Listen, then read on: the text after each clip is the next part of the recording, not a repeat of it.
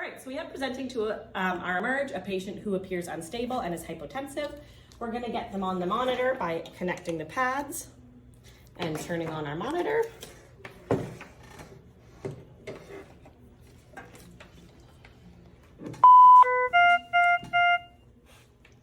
Once our monitor's on, we can see they are in an unstable 3rd-degree heart block. So we're gonna wanna pace. We're gonna use this pacer button. We're gonna use the arrow to scroll down to start the pacer. We know our pacer has started because we can see the pacer spikes here.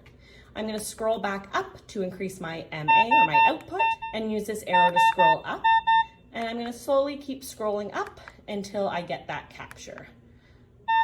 I'll know I have capture because I see my rhythm change, a pacer spike with every QRS.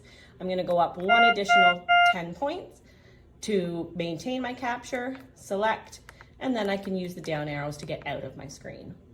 From here, I'm gonna wanna consider some analgesia for the patient because the patient may be quite uncomfortable at this point. We're gonna check a pulse, make sure we feel the same pulse as the rate on the monitor, and hopefully our patient becomes more stable.